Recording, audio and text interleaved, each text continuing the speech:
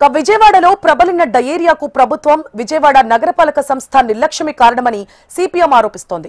3 రోజులు గడుస్తున్నా నేటికి పరిస్థితి అదుపులోకి రాలేదని సిపిఎం సీనియర్ నాయకులు బాబురావు అన్నారు. కేసులు నమోదవుతుంటే అధికార యంత్రాంగం నిమ్మకు నీరెత్తినట్లు వ్యవహరిస్తోందన్నారు.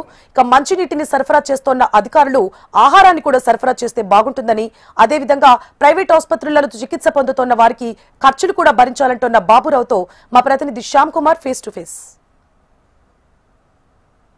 విజయవాడ న్యూ రాజరాజేశ్వరిపేటలో ఇంకా డయేరియా కేసులు నమోదవుతున్నాయి. అయితే అధికారులు ఏదో తాత్కాలికంగా చేస్తున్నారు కానీ పూర్తి స్థాయిలో వైద్యం అందించలేదనేది కూడా ఇక్కడ స్థానికులు కూడా వాపోతున్నారు. దీనికి సంబంధించి కూడా సిపిఎం నాయకులు కూడా ఉన్నారు. చెప్పండి, ఈరోజు ఇక్కడ పరిస్థితి ఇంకా అదుపులోకి వచ్చినట్టు కనబడట్లేదు.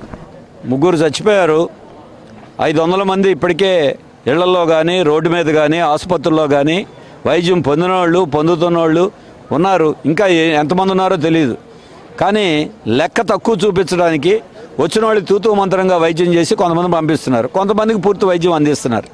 దాంతో మేము ఒక రోడ్లో రాజమని ఒక పేషెంట్ అంతమంది ఇక్కడ మేము మొన్న చూసి వెళ్ళాం.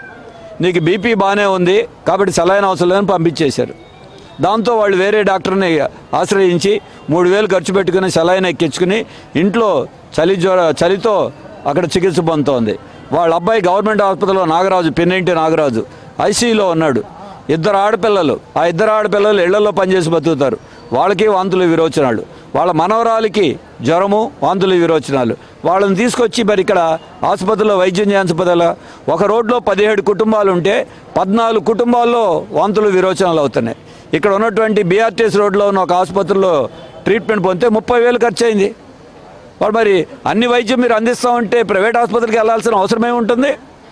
అందుకని బాధ్యత మీరు వహించాలి. ఆఖరికి నిన్న ఇప్పుడు టీ దుకాణాలు ముంచారు, చికెన్ షాపులు ముంచారు. ప్రజల ఆరోగ్యం బాగానే ఉంది. బార్లు మాత్రం అన్నది ఆహార పదార్థమా లేకపోతే ఆహార పానీయమా?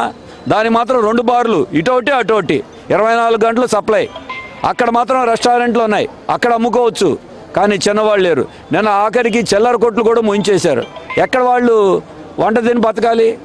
వాళ్ళందరికీ నీళ్ళు ఇస్తున్నారు, తిండి తినాలంటే వాళ్ళకి ఏది పనులు లేవు. ఇక్కడ షాపులు ముంచేశారు. ఏం చేయాలి వాళ్ళు? అందరికీ మీరు ఫుడ్ సప్లై చేయండి, దాంతోపాటుగా అయినటువంటి వైద్య ఖర్చులన్నీ మీరు భరించండి. రెండోది, ఒక గవర్నమెంట్ ఆసుపత్రి పంపటమే కాదు, ఇక్కడ ఒక మినీ ఆసుపత్రి లాగా దీన్ని మార్చి అన్ని సౌకర్యాలు ఇక్కడ ఏర్పాటు చేయండి. అందరూ అక్కడ దాకా వెళ్ళేటువంటి పరిస్థితి కూడా ఉండదు. ఇంటింటికి సర్వే అంటున్నారు, కానీ ఇళ్లలోనే ఇంకా వైద్యం పొందుతున్నారు. మీరు నంబర్ని తక్కువ చూపించడానికి ఈ తంటాలన్నీ పడుతున్నారు. రెండోది, ప్రజాప్రతినిధులు చిన్న ఓపెనింగ్, మరుగుదొడ్డి ఓపెనింగ్ కూడా వాళ్ళే రావాలి. మా గొప్పతనం అంటారే. ఒక పింఛన్ ఇచ్చినా మీ చేత్తోనే ఇవ్వాలి. పేషెంట్లు ఉంటే మీకు తీరిక లేదా? చుట్టపు చూసి వెళ్తారా ఎమ్మెల్యేలు ఎంపీలు? బాధ్యత మీది కదా. రాష్ట్ర ప్రభుత్వం కార్పొరేషన్ నైతిక బాధ్యత వహించాలి. నగరపాలక సంస్థ అంటే పన్నులు వసూలు చేయటం, పన్నులు చెల్లించకపోతే పైప్ లైన్లు కట్ చేయటం. నీరు కలుషితం అయితే మీకేం సంబంధం లేదు, చేతులు దులుపుకుంటున్నారు. ఎలక్షన్ అప్పుడు ఓట్లు తిరిగిన నాయకులందరూ వాళ్ళు ఎందుకని ఇంటింటికి తిరగరు? మీకు చూడండి, ఏ రోడ్లోనైనా ఇసుక కనబడితే చాలు ప్రజాప్రతినిధులు వాలిపోతారే, అధికారులు వాలిపోతారే కలెక్షన్ కోసం. ఇళ్లలో 10 రోజుల నుండి రాజరాజపేటలో ఉన్నటువంటిది వస్తూ ఉండేది ఏం లేదు. అందుకనే వీటి మీద సిపిఎంగా మేము డిమాండ్ చేస్తున్నాం. 10 లక్షలు ఇవ్వాలి, ఆహారం సప్లై చేయాలి, అలాగే వైద్యానికి అయిన ఖర్చులు కూడా ప్రభుత్వం భరించాలని మేము సిపిఎంగా కోరుతాం.